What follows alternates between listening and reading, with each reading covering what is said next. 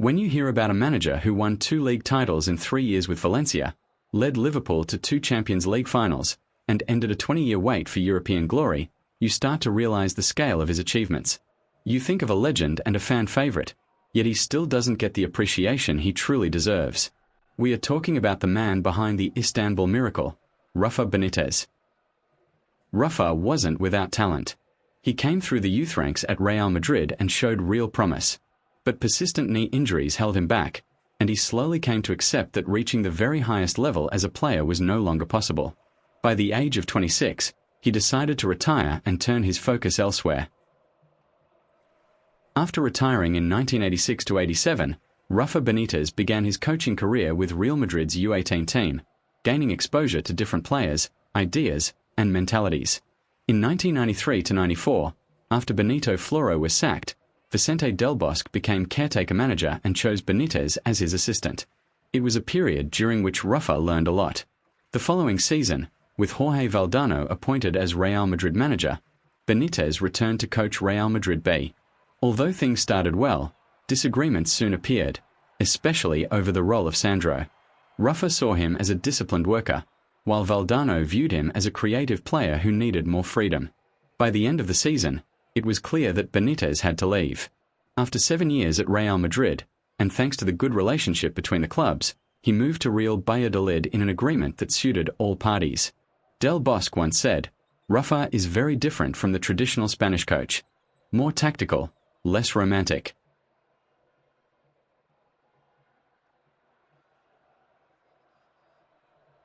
The beginning was chaotic. Rafa built his squad expecting to fight in the second division, as Valladolid had been relegated the previous season. Then, after pre-season, everything changed. The chairman called him and said, "We will play in La Liga this season." Financial problems at Celta Vigo and Sevilla forced the league to cancel relegation, and Valladolid was suddenly back in the top flight. For Rafa, it was a brutal first experience as a senior manager. A heavy 5-2 defeat to Valencia left his team at the bottom of the table and cost him his job after just 5 wins. Valladolid eventually survived without him, but he left one important legacy: Ruben Baraja, a player who would later become a key figure in Valencia's success. This experience was the first time he had to deal with players as a senior manager. Facing real problems made him more stable and more experienced. His second opportunity came at Osasuna. Once again, the team had been relegated the previous season. Unlike Valladolid, there were no miracles this time. Rafa was sacked after only 9 matches, having won just once. It was a disaster of a second chance, an even bigger failure than the first. This time, Rafa was left feeling anxious and unsettled. This third chance could have ended his career. The situation was similar to what had happened at Osasuna, but this time he had much more experience. He also managed to put together a 3-game winning streak. It felt different to his Osasuna spell. People believed it was more than just a good start. Another win against Sevilla in the 6th game week further fueled their optimism. However, the first defeat came against Atletico, 3-1, just after the team had climbed to second place in what was an extraordinarily tense period. This Rafa squad was tough. No one could beat them easily in the decisive stage of the season. In the 39th game week, they lost to their closest competitors, Las Palmas. That result made the race between them incredibly intense. Both teams had 72 points at that moment. In the following game week, Las Palmas dropped 3 points. Rafa's team, on the other hand, beat Lleida. In the next round, on May 9th, they secured another victory against Orense. That win meant Extremadura would be promoted to La Liga if Las Palmas lost their match. When they returned home, Las Palmas suffered an unexpected 4-0 defeat. The players began to celebrate, and everyone was filled with joy. Some problems appeared after the end of the season. Rafa clashed with the board. He wanted new facilities, believing the existing ones were not good enough for a team preparing to play in La Liga. In the end, the board accepted Rafa's request. Despite the squad's intensity and discipline, they struggled badly in away matches. They were a tough opponent at home, but away from their stadium, they won only 1 match, which wasn't enough to stay in La Liga. They finished 17th in the promotion group and lost both home and away to Rayo Vallecano. The journey ended after 2 seasons. For the first time, Rafa had shown he could succeed, and some elements of his tactical philosophy were clearly a step forward. In 2001, Rafa took on a new project with Tenerife, a team from the Canary Islands. Once again, he started in the Segunda division, and once again, the challenge was to get the club up to La Liga. The start wasn't great. After a second defeat, this time against Real Betis, everything suddenly changed. Tenerife then went on a 6-game winning streak that put them at the top of the table by the 14th game week. After that run, however, the team lost their best form.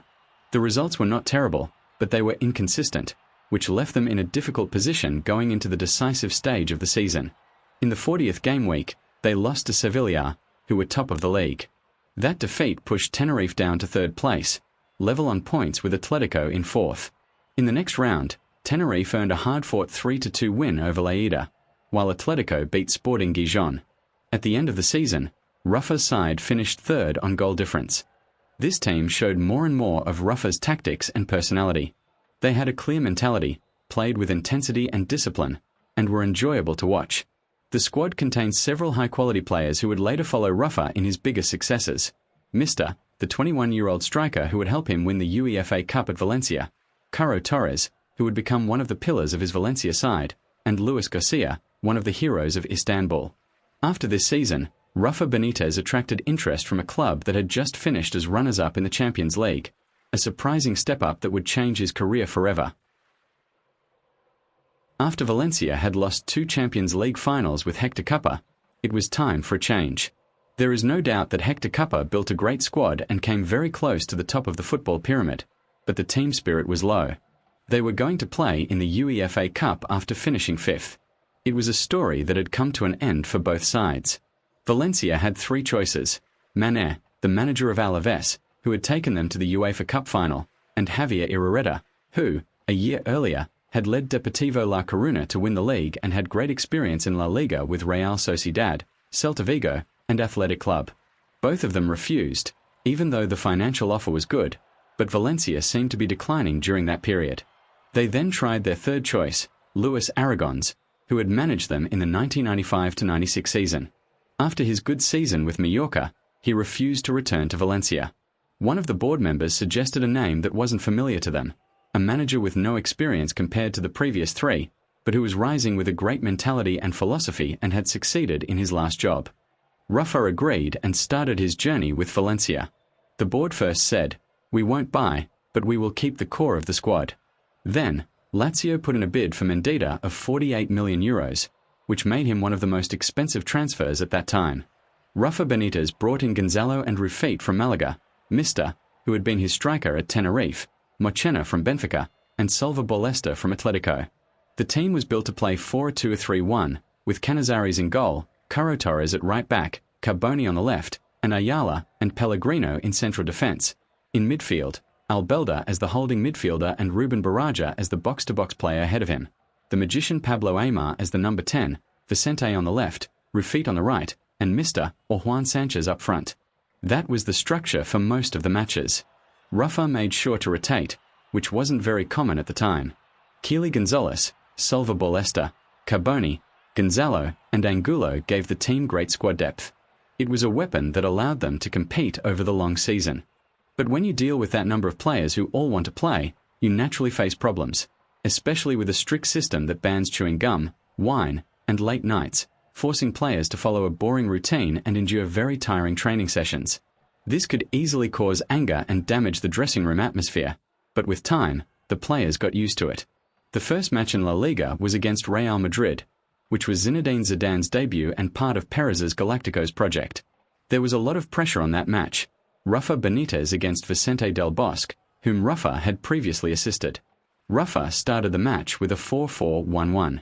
Only Gonzalo from the new signings was in the starting 11. After just 7 minutes, a cross from Vicente and a header from Angulo produced the first goal of the Rafa Benitez era. The match was dramatic. Luis Figo was sent off at the end. It was a great start for Rafa and showed that he could take the team to a place they hadn't reached for 31 years. In the next match against Real Valladolid, their draw was not expected. By the 6th game week, they still hadn't lost, but they had drawn 4 times after the win against Villarreal. They thought they were back on track when they went to Camp Nou the following week. They drew 2-2, It wasn't a bad result, but overall, they were in 5th place. The goal was to get into the top 4. After half of the season had passed, they were in 3rd place and were going to the Bernabéu for an away match against Real Madrid. This time, Mr. and Rufite started, and Real Madrid were top of the table. The match ended with a goal from Morientes that increased Madrid's lead to 4 points ahead of the second-place club and 5 points ahead of Valencia. Rafa knew that they could still win the league because the team was developing and becoming more and more comfortable with his tactics. Despite the loss against Real Valladolid, Rafa's team would drop only 9 points in the rest of the season. In the 24th game week, after Valencia beat Alaves and Real Madrid lost to Real Valladolid, Valencia went top of the table. In European competition, Valencia were going to face Hector Cuper's Inter Milan in the quarter-final, first at the Giuseppe Meazza. Even though Keely Gonzalez was sent off, they managed a 1-1 draw, which was a good result for Valencia. In the next league game, they faced Rayo Vallecano, followed by the second leg against Inter. Unexpectedly, they lost against Rayo, and Real Madrid returned to the top. 4 days later, they lost to Inter 1-0 and were knocked out. Everything seemed to be collapsing. But the last 8 league matches were a great show from Rafa's team, 7 wins and only 1 draw, which put them back on top of the table with a 7-point gap between them and Deportivo and Real Madrid. Rafael Benitez won the title, Valencia's first La Liga title since the 1970-71 season. The manager who had come from the Segunda Division became the champion of Spain. The next season, with no major signings and with the players lacking passion despite a good start in La Liga, they failed to finish in the top 4. They were heading back to the UEFA Cup, while Inter Milan knocked them out of the Champions League in the quarter-final. Valencia had lost everything. In the 2003-04 season, Valencia showcased their strongest performance with players like Jorge Lopez and Sissoko. Their squad depth was well prepared to compete in both La Liga and the UEFA Cup. The season began with a draw against Real Valladolid, followed by a 6-match winning streak. In the 5th game week, Valencia achieved a notable victory against Real Madrid at Mestalla, with goals from Mr. and Ricardo Oliveira. The following week, they secured a 1-0 win over Barcelona at Camp Nou. As the league progressed, they lost against Deportivo La Coruña and drew with Celta Vigo in a match that felt insignificant. After 19 matches, Valencia were top of the table with 43 points, just ahead of Real Madrid on 42. After they lost both legs to Real Madrid in the Copa del Rey, all the attention turned to their next La Liga meeting. At the Bernabéu, Ayala scored after 74 minutes. In the final minutes, Raul was awarded a penalty in a controversial decision, and Figo scored. The incident created tension between Madrid's players and Valencia's, which later appeared inside the Spain national team as well. After that match, Real Madrid went top with 53 points, with Valencia 2 points behind. Following 2 losses against Barcelona and Espanyol, a 6-game winning streak brought Valencia back to the top. Real Madrid, on the other hand, lost 7 of their last 10 league matches, which allowed Valencia to become league champions despite their own 2 draws and 2 losses in the last 6 games. In the UEFA Cup, Valencia reached the semi-finals and got past Villarreal to face Marseille in the final. A great performance from Mr., a goal and an assist, secured the trophy. Pablo Aimar was one of Rafa's key pillars, but Rafa always made sure to rest him so that he would be in top form when most needed. With Ruben Baraja, you could say he was the most important player in Rafa's squad. Vicente, with his 28 assists and constant dangerous crosses, was always crucial. Mr., Rafa's investment from Tenerife, was unbelievable in 2003-04 with 31 goal contributions. With La Liga and the UEFA Cup, it was a great ending to the story between Valencia and Rafa. Both sides parted on a high note. The Valencia board felt Rafa was not the type of manager who could lead them to a Champions League final, and Rafa was ready to make history at another club, maybe in another country. He had 2 serious offers from England, Liverpool and Spurs. After negotiations, he decided to join Liverpool with his assistant Paco Ayestrin. Liverpool after Gerard Houllié's treble win in 2001, Liverpool struggled over the next 2 seasons, and both sides agreed it was time to part ways. Rafael Benitez was appointed next and brought several Spanish players, Xabi Alonso from Real Sociedad, Luis Garcia from Barcelona and Fernando Morientes from Real Madrid. At the same time, Chelsea emerged as a strong rival after Roman Abramovich's investment and the arrival of Jose Mourinho, who spent over £150 million. Arsenal and Manchester United were also formidable opponents, making it hard for Liverpool to compete, especially after disappointing performances in the League and Champions League. Benitez aimed to build a 4-2-3-1 or 4-4-1-1 formation, depending on the opposition, featuring Jerzy Dudek in goal, Sami Hyypiä and Jamie Carragher at centre-back, John Henriques or Jimmy Traore at left-back, and Steve Finnan or Josemi on the right. Steven Gerrard had an attacking role alongside either Vladimir Smicer or Dietmar Hamann, with Harry Kewell as an offensive midfielder, Garcia on the right and either Milan Barros or Djibril Cissé as striker. The squad had versatile players who could fill multiple roles, making it hard to predict Liverpool's lineup. The squad didn't have many truly world-class players, but their intensity and high work rate made them very hard to beat in knockouts. In the League Cup, they reached the final after 2 league losses to Chelsea. Chelsea had already beaten them twice in the league, and in the final, they lost again in a dramatic match, conceding in extra time. Some people began to describe Rafa as a kind of reverse Mourinho, a strange foreshadowing. However, after Liverpool beat Bayer Leverkusen 3-1 in both legs in the Champions League, the mood changed. Next, they were set to face Fabio Capello's Juventus, with Gianluigi Buffon in goal, Zabina, Lilian Thuram, Fabio Cannavaro, and Gianluca Zambrotta in defence, Blazy and Emerson in midfield, Ballon d'Or winner Pavel Nedved on the left wing, Mauro Camoranesi on the right, and Alessandro Del Piero alongside Zlatan Ibrahimovic as centre-forwards. Rafa lined Liverpool up in a 4-4-1-1. A goal from Sami Hyypiä and a second from Luis Garcia gave Liverpool a strong lead, but a header from Cannavaro made things more complicated. In Turin, this time with a more offensive lineup from Juventus, any goal could have taken them into the semi-final. However, Liverpool managed to leave Italy with a clean sheet. They were going to face Chelsea again. Liverpool didn't secure a place in the top 4. They were racing with Everton, but Everton had the advantage. That meant Liverpool had to win the Champions League to qualify for the next season's competition, without needing to rely on their league position. After a draw at Stamford Bridge, they would play the second leg at Anfield, even though Chelsea had already won at Anfield in the league. This time, it was different.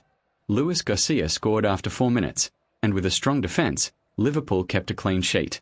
For the first time this season, Liverpool beat Chelsea in the most important match between them. Liverpool were going to Istanbul to face AC Milan in the final. AC Milan, under Carlo Ancelotti, had a great squad. They started with Dida in goal, Cafu, Stam, Nesta and Maldini in defence, Gattuso, Pirlo and Seedorf in midfield, and Shevchenko and Crespo in front of Kaka. After a disaster for Liverpool, 3 goals in Dudek's net, from Maldini and a great brace from Crespo, Rafa, in the dressing room, made one of the most important tactical changes in football history. Hamann in, Finnan out, and he switched to a 3-4-1-2, giving Gerrard more freedom.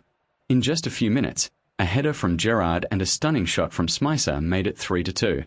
Then a goal by Alonso, after a rebound from Dida's penalty save, completed the comeback. No one could have predicted a scenario like this. There were many chances from both sides, but the draw remained until the final whistle. Despite the comeback, Milan's players didn't lose focus and remained strong during extra time. In the penalty shootout, Dida was a world-class keeper on one side. On the other, Dudek wasn't considered a great keeper, until miracles happened. Serginho missed the first penalty, and Dudek saved 2 more from Tomasson and Shevchenko. Liverpool became the champions of Europe. No one could have predicted that the first Spanish manager at Liverpool would bring the Champions League back after 21 years. Although Rafa didn't celebrate too much and showed respect to the opponents. In 2005-06, Rafael Benitez confirmed that Istanbul was no fluke and proved himself as an elite manager. The fans gave him love and encouragement that made Liverpool his new home, and this was the moment he realised he had become part of the club. That season, the club lost players who were crucial to the squad depth: Barros, Biscan, Pellegrino, Nunez, Josemi, and Smicer. But Liverpool brought in players to compete in all competitions and to add young players with new goals and passion. Pepe Reina, Peter Crouch, Sissoko, his man from Valencia, Daniel Adja, and Marc Gonzalez. That season started in the Premier League with the same managers: Jose Mourinho with Chelsea, hoping to defend the title with the arrivals of Essien, Del Horno, and Sean Wright-Phillips; Sir Alex with Manchester United, who brought in Van der Sar, Ji-Sung Park, Vidic, and Evra; and Arsene Wenger with Arsenal, who signed 2 talented youngsters, Walcott and Adebayor. After Liverpool struggled at the beginning of the season, they settled into the top 4 but never made it to the top of the table. They lost only 1 match at Anfield, but that match was a disaster against Chelsea. They conceded 4 goals. It was a clear humiliation. In the Champions League, it was another shock. They were knocked out by Benfica in the round of 16 after losing both legs. This season wasn't great, but it showed a better version of Liverpool in the Premier League, and they won the FA Cup after beating both Manchester United and Chelsea, followed by a dramatic final against West Ham, where a goal from Gerrard made the night unforgettable. Rafa's Liverpool wasn't always the most enjoyable team to watch, but it wasn't purely defensive either. They had a great defensive structure that made it hard to score against them, played with intensity and tactical discipline, and although they had no truly world-class attackers, they still knew how to score. The next season would be even more dramatic. After the departures of Morientes, Cisse, and Harmon, the club brought in Dirk Kuyt, Craig Bellamy, Jermaine Pennant, and Javier Mascherano on loan. In England, there was also a massive transfer in London. Shevchenko arrived at Chelsea, along with Ballack, Ashley Cole, and John Obi Mikel. At Manchester United, Sir Alex Ferguson signed only Michael Carrick from Tottenham. In the Premier League, Liverpool finished third again, this time level on points with Arsenal but far behind second place. Manchester United won the league and ended Chelsea's title streak. Liverpool now had their eyes on the Champions League. After narrowly beating Barcelona, they defeated PSV Eindhoven in both legs and were set to face Chelsea again. This time Liverpool's lineup was different. Pepe Reina in goal, Arbeloa, Carragher, Adja, and Riaz in defence, Alonso and Mascherano in midfield, Kuyt and Bellamy ahead of Gerrard and Zenden, with no traditional box striker. On the other side, Mourinho's team had Drogba, Shevchenko, and Joe Cole in attack, Lampard, Mikel, and Makelele in midfield, Ferreira, Terry, Carvalho, and Ashley Cole in defence, with second goal. Chelsea had the better team on paper, with many world-class players on the pitch. They were the stronger side and clear favourites to win, and a goal from Joe Cole gave them the advantage. Liverpool had no response. In the second leg at Anfield, Rafa made some changes. Finnan came in at right-back, Pennant started on the wing, Gerrard moved into central midfield, and Crouch started as striker. After a goal from Adja, Liverpool kept a clean sheet, and in the penalty shootout, Pepe Reina produced a great performance. Liverpool reached their second Champions League final in 3 seasons. On the other side of the draw, after a 3-2 defeat at Old Trafford, AC Milan beat Manchester United 3-0 at San Siro, which meant Milan and Liverpool were going to face each other again, this time in Athens. AC Milan's squad hadn't changed too much, but Shevchenko and Crespo were no longer there. Ancelotti started with a 4-3-2-1, Filippo Inzaghi in attack, Seedorf, Ambrosini, Gattuso, Pirlo, and Kaka, with Kaka having more of a second striker role in the middle, Otto, Nesta, Maldini, and Jankulovski in defence, with Dida in goal.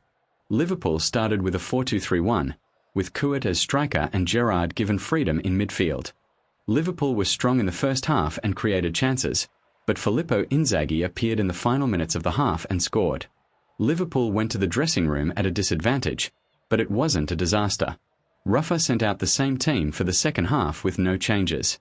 After 59 minutes, Kuhl came on, and later Peter Crouch entered as a striker. Rafa began to throw on his attacking cards. However, Inzaghi wrote history and scored a second. A late header from Kuyt wasn't enough. It was a great disappointment to lose in the final. However, Anfield stayed strong, the fans supported the players, and they showed respect. For the first time in a while, Liverpool brought in proven talent with great promise. Fernando Torres was a huge transfer, added to Skardel, Lucas Leiva, and Ryan Babel. Despite the loss of important players, the squad became stronger. Manchester United decided to bring in young talents Anderson and Nani from Portugal, along with Owen Hargreaves from Bayern and Tevez on loan. Chelsea made a big signing from Bolton, Nicolas Anelka, with further signings to strengthen the squad depth. Arsene Wenger, on the other hand, had lost his megastar Thierry Henry. Liverpool had a good start. Torres proved he had come to be one of the greatest in his position. Despite that, at the decisive stage, there was a strong title race between 3 sides, and Liverpool were not there. They had 13 draws, which left them far from the top. Chelsea, following Mourinho's departure, returned to form, and despite a strong season from Arsenal, Sir Alex won the league for the second consecutive year. In Europe, once again, Liverpool had a great run. They beat Inter in the round of 16 and knocked Arsenal out after a dramatic match at Anfield. They were going to face Chelsea again. After Drogba's goal, Fernando Torres equalised at Stamford Bridge, and the match went to extra time. A penalty converted by Lampard and another goal from Drogba sent Chelsea to the final, despite a great goal from Babel. Torres finished as Liverpool's top goalscorer in the league, and the team secured a place in the top four. The next season, due to financial problems, Liverpool couldn't support their team in the best way. Despite that, they bought Mascherano, Riera, and Robbie Keane, who would be sold in the winter. Manchester United, the European champions, brought Berbatov for £38 million, and there was new investment at Manchester City. They spent over £100 million. Chelsea, with Scolari, got Deco, Bosingwa, and Quaresma on loan. Arsenal brought in Nasri, Ramsey, who was on Rafa's watch list, and Arshavin. After 10 game weeks, Liverpool were at the top of the table with no losses. Rafa showed the best version of Liverpool with a 4-4-2, with Torres and Keane in attack, and they went into January at the top with a 1-point gap between them and Manchester United. After that, Liverpool suddenly lost their top form and fell to third place. However, following a loss to Middlesbrough, it went on a 5-match winning streak, which included a 4-1 win against Manchester United at Old Trafford after a comeback. After a dramatic match at Anfield against Arsenal, Arshavin had the greatest match of his career with a super hat-trick. He destroyed Liverpool's hope for the title. Another 5 consecutive wins were still not enough. Liverpool finished second with one of the highest points totals for a runner-up in history, and only 2 losses. In the Champions League, they went out in the quarter-final against Chelsea. Even though this was the best version of Rafa's Liverpool, they didn't win any title. Despite some good transfers, the team had reached its high point and then began to fall. It became a disastrous season for Liverpool. They were knocked out in the Champions League group stage and dropped into the Europa League after finishing third in their group, and in the Premier League, they didn't make it into the top 4. They finished 7th, with no place in European competition. There was hope in the Europa League. After they got past Lille and Benfica, they faced Atletico Madrid in the semi-final. A goal from Forlan gave Atletico a win at home. At Anfield, Liverpool equalised on aggregate and forced extra time. They scored a second, but Diego Forlan appeared again and scored to end Liverpool's hopes for the season. After 6 seasons, Rafael Benitez's Liverpool chapter came to a close, but his legacy at Anfield was already secure. He had carved his name into the club's history, restoring Liverpool's status in Europe and delivering the Champions League after 21 years. With just a little more financial backing and a bit more luck at key moments, he might well have added another European crown, and the long-awaited league title, to his achievements. Liverpool's players said that Rafa is a tactical genius. Alonso said, "I learned a lot from Rafa Benitez, to analyse details, to prepare games." Managers like Ancelotti and Mourinho admitted that he is a man of detail. Despite that, many players criticised Rafa for the way he handled relationships, like Gerrard and Babel. He didn't build strong personal connections with his players. After Jose Mourinho left with 3 trophies and as champion of Europe, Inter were exhausted. 15 players were over 30 years old, and the squad had no real goals left to chase. Rafael Benitez arrived in Milan. Balotelli and Quaresma left, and although Benitez needed reinforcements, Massimo Moratti refused to make the transfers required to support his team. By this point, Benitez's tactical ideas were clear: a 4-2-3-1 formation and a high-intensity style of play. Julio Cesar was in goal. Maicon, Lucio, Samuel, and Chivu formed the defence. Cambiasso and Zanetti played in midfield, with Pandev, Sneijder, Eto'o, and Milito in attack. After a win against Roma in the Supercoppa Italiana, the first defeat, against Atletico Madrid in the UEFA Super Cup, was a shock. When the League and Champions League campaigns began, everything turned into a disaster after the 15th game week. The team were in 5th place in Serie A, had lost to Roma, suffered another defeat in the derby, and Rafa's last match, a 3-1 loss to Lazio, sealed his fate. In the Champions League, things were not as bad. He collected 10 points from 6 matches, which was enough to finish second in the group, despite a disastrous defeat against Werder Bremen. The short spell came to an end after the Club World Cup. It was Rafa's first major failure in some time. The champions of Europe in 2012-13 didn't have a good start with Di Matteo. They struggled in the league and, in the Champions League, they were in a very bad situation. They had 7 points, while Shakhtar had 10. Rafa arrived in London in November, after a rest following his Inter experience, as caretaker manager. In the summer, the club made some good signings: Hazard, Oscar, Moses, and Morin. They were young stars. The start wasn't good, and having 2 games every week didn't allow Rafa to train the players fully in his style. However, Rafa showed a great tactical mentality. He adapted to the squad and, with no arrivals in the winter, he utilized David Luiz as a midfielder, helping Torres return to good form. With players like Hazard and Mata, he made great progress with them and improved their tactical awareness. The club had a strong defence and a great scoring mentality. They destroyed teams like Nordsjælland, Leeds, and Aston Villa. Rafa's 4-2-3-1 again proved to be a great formation, although they had problems in build-up due to the absence of a true holding midfielder. The team weren't perfect, but in these conditions, under pressure from the fans, who didn't accept Rafa as manager and still had a good relationship with Di Matteo, and with some players having problems with Rafa, he still did the best he could.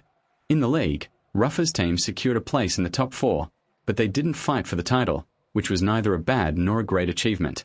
On the European stage, despite their huge win against Nordsjælland, they dropped into the Europa League.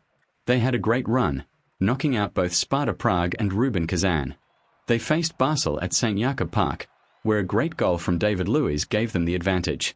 They were relaxed in the second leg at Stamford Bridge and, despite a goal from Salah, they came back and scored 3 goals in the second half.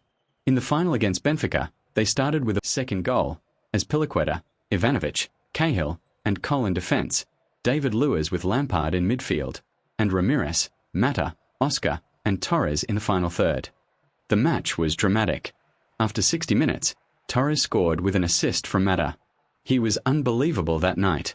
Just 8 minutes later, a penalty was given for a handball by Azpilicueta, and Cardozo scored.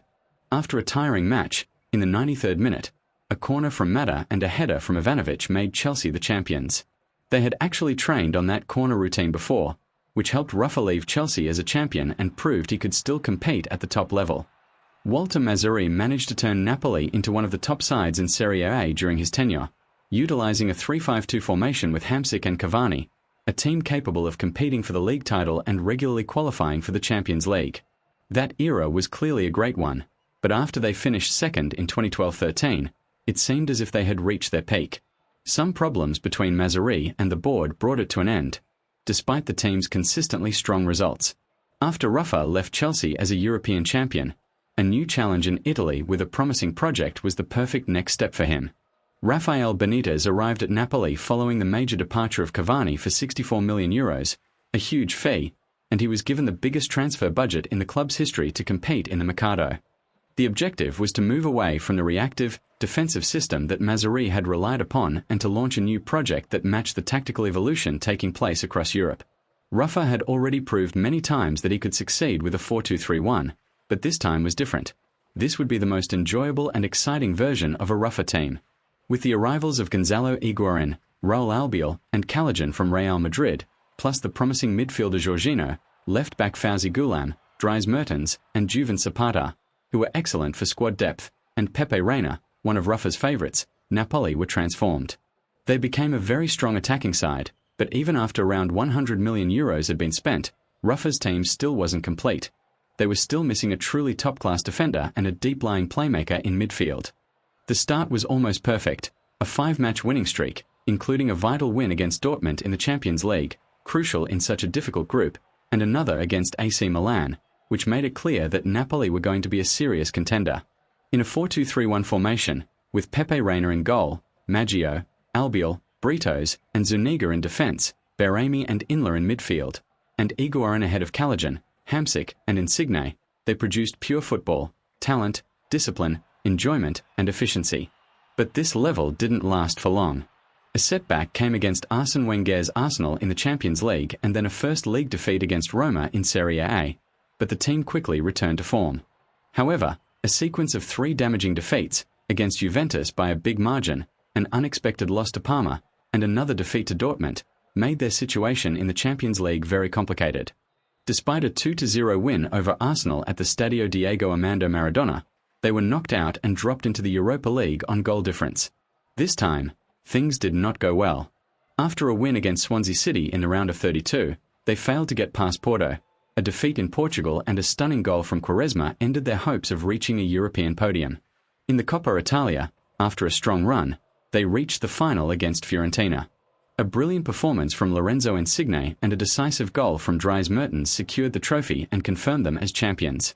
In Serie A series of unexpected draws against lower-ranked sides left them third behind Roma and Juventus, with a huge gap to Antonio Conte's dominant Juventus.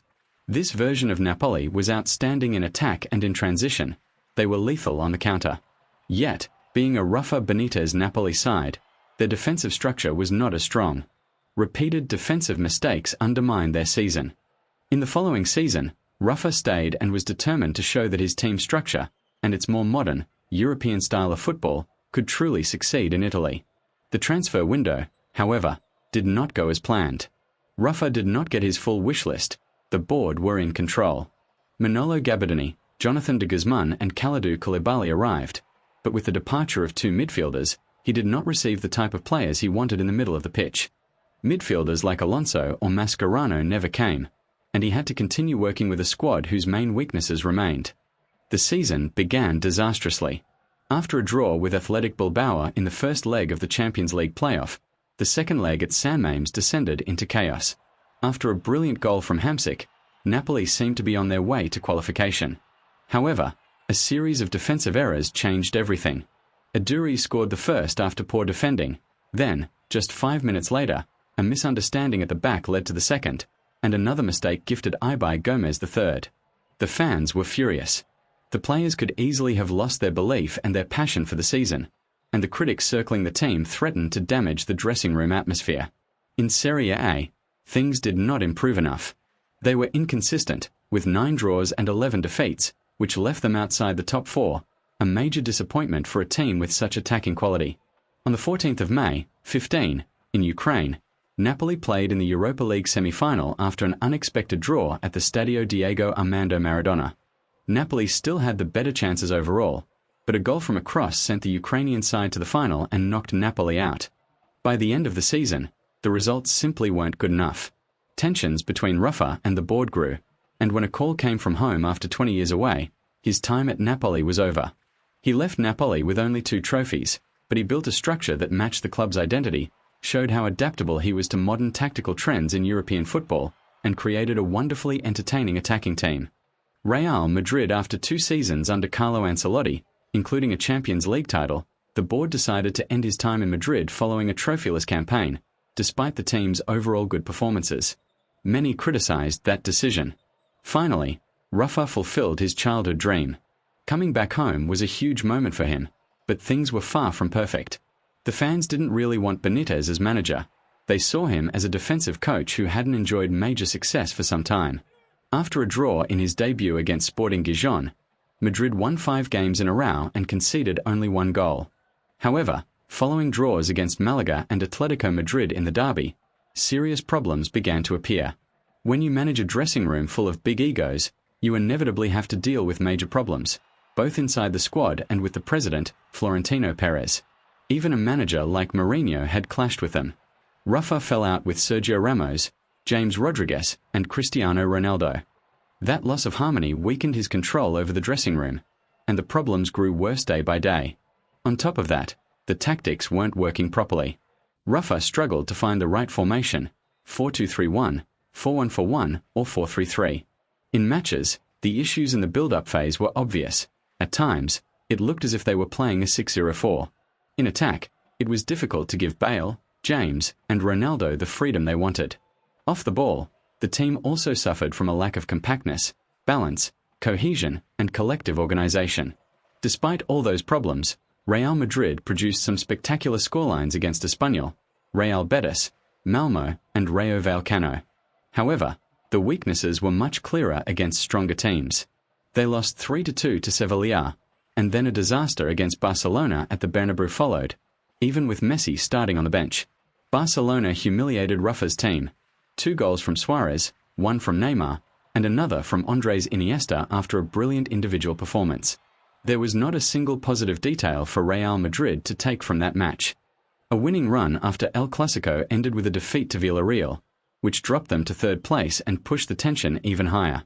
Everyone knew the next setback could cost Rafa his job, and it did. A 2-2 draw against Valencia sealed his fate. After Rafa's departure, Zinedine Zidane took charge and began his historic era.